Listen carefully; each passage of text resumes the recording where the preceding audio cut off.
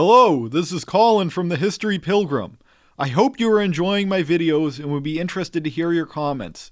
Be sure to leave a like and share with a friend.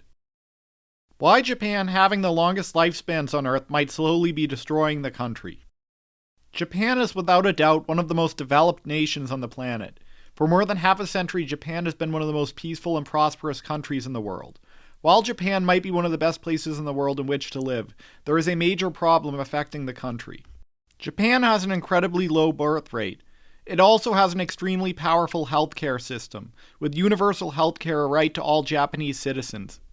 A focus on preventative medicine combined with healthy diets, active lifestyles, and good genes means Japanese people live the longest lives of any nationality on Earth. The average Japanese man lives to be 81 years old, and the average Japanese woman lives to be 87 years old.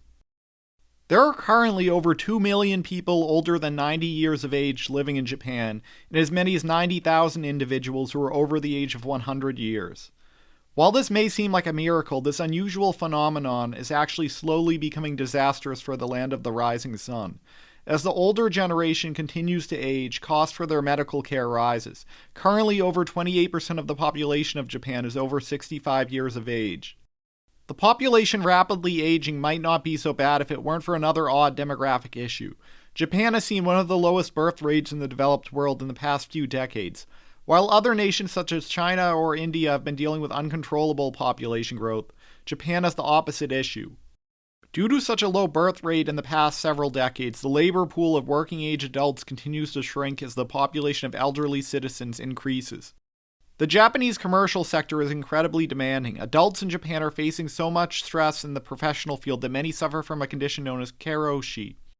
Karoshi translates in English to work to death, which is an ailment in which employees suffer from health issues ranging from strokes to heart attacks, and in extreme cases have been driven to committing suicide.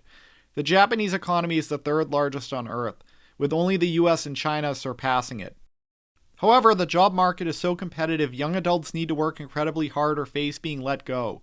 Currently, a huge number of Japanese companies such as Nintendo, Sony, Toyota, Honda, and many others have no other option but to rely on temporary workers. As there are less and less workers available, companies are losing money. Many businesses need to resort to any means possible to stay in business. In order to prove their value, it is the case that many young Japanese employees need to go above and beyond to prove their value to their employers.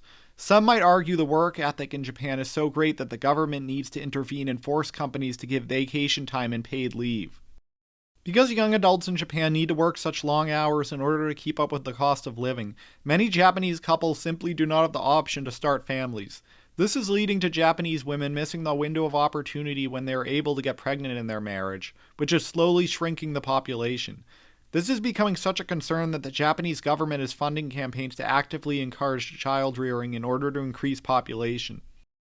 Due to getting virtually no family leave and the Japanese educational system having a massive focus on after-school activities and parental involvement, the average number of children per couple in Japan is now down to 1.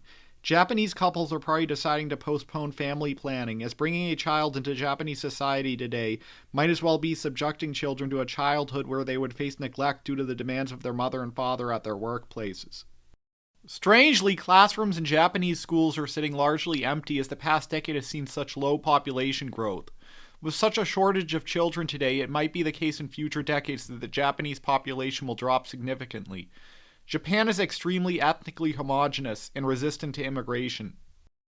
While Japan has plenty of people living abroad in countries such as Canada, Australia, and Brazil, immigration policies to Japan have always been incredibly difficult.